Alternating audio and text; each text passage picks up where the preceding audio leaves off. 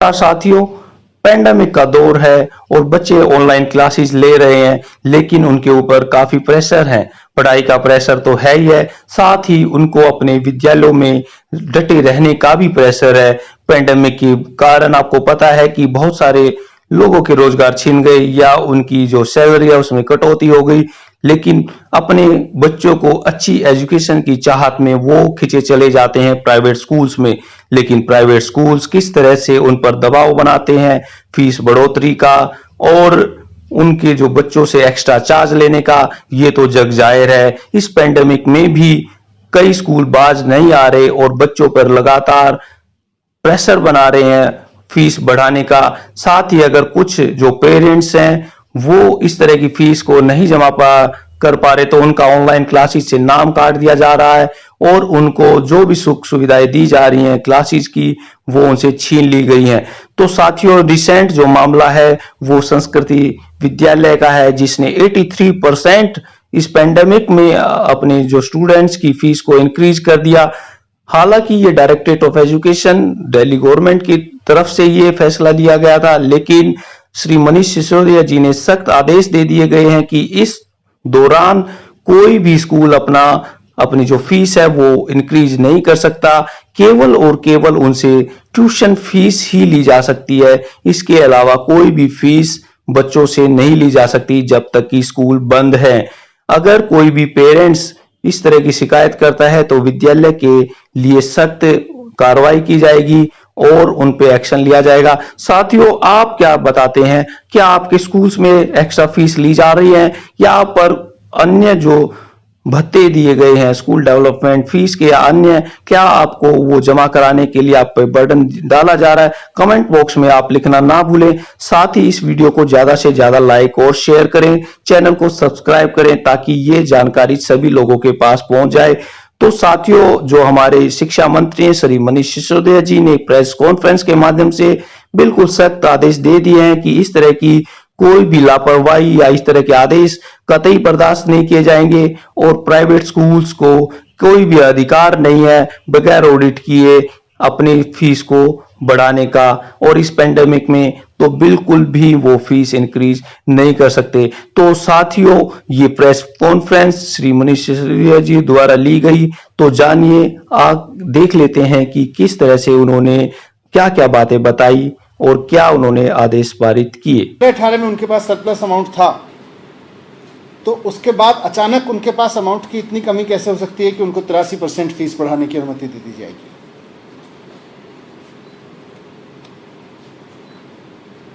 17-18 का अकाउंट का उनका जो फीस का प्रपोजल था फीस बढ़ाने का, उसको रिजेक्ट करते हुए दिल्ली सरकार ने उनको कई निर्देश दिए थे अकाउंट्स मेंटेनेंस के, पेमेंट्स के। इसी में यह भी कहा था कि जो 7th CPC है, 7वां वित्त आयोग के हिसाब से टीचर्स को सैलरी देने का मसला है, वो आप आने वाले बच्चों पे इस तरह से फीस के ऊपर नहीं ला सकते जबकि आपके पास में सरप्लस है। तो आप सरप्लस का इस्तेमाल करके 7th पे कमीशन दें टीचर्स को। टीचर्स का 7th पे कमीशन नहीं रोक सकते हैं और उसको फीस बढ़ाने से लिंक नहीं कर सकते। ये बात कोर्ट के ऑर्डर्स में भी कई बार आ चुकी है। तो उनको कहा गया था कि बचे हुए सरप्लस का इस्तेमाल करके 7th पे कमीशन दें। स्कूल ने उसको फॉलो नहीं किया। एक और इम्पॉर्टेंट है कि जब स्कूल कोई रिकॉग्निशन की परमिशन मांगता है कभी भी, तो उसको 3 महीने की टीचर्स की सैलरी रिजर्व में दिखानी होती है कि हमारे पास में कुछ भी परिस्थिति हो लेकिन 3 महीने की सैलरी हमारे पास में रिजर्व में है।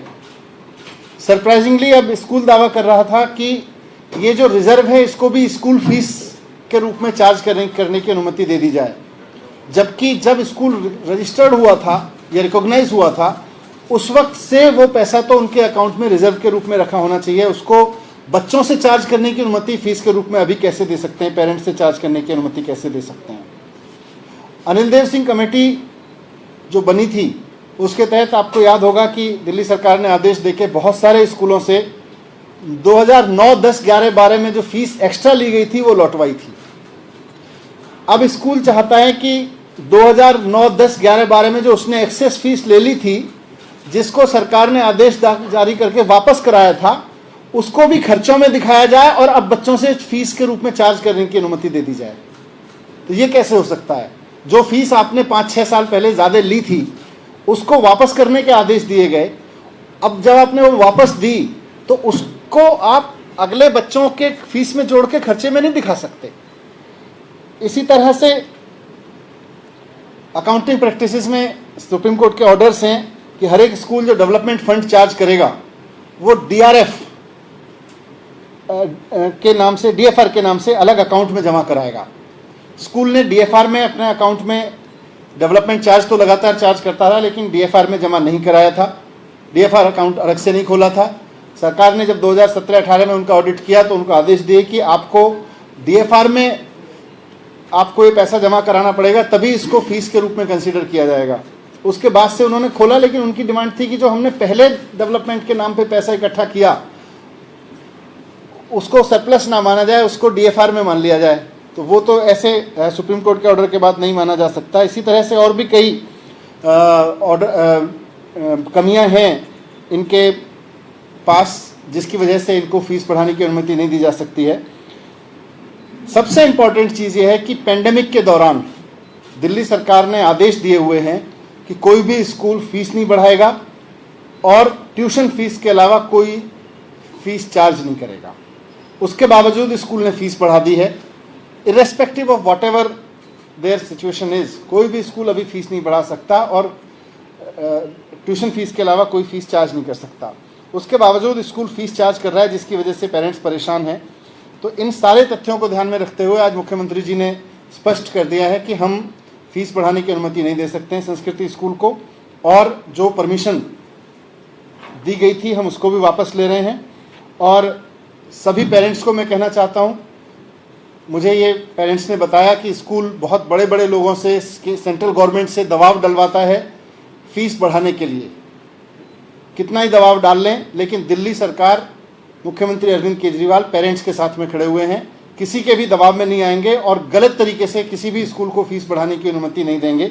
ये मेरी तरफ से आश्वासन है। सर, ये तो एक संस्कृति स्कूल का मामला है और बहुत से स्कूलों से पेरेंट्स से शिकायत कर रहे हैं कि या तो फीस बढ़ाकर, क्योंकि आपने मना किया है कि दूसरे हेड्स में नहीं ले सकते हो, तो उन्होंने फीस बढ़ा दी और फीस बढ़ा के ही फीस बढ़ाने की अनुमति किसी भी स्कूल को नहीं है।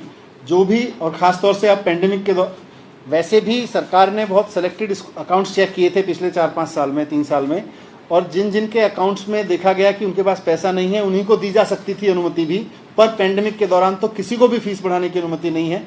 इसलिए ये जो भी कर रहा है गलत कर रहा है। ऐसे कई मामले मेरे सामने आए हैं, उनके खिलाफ में एक्शन लिया जा रहा है।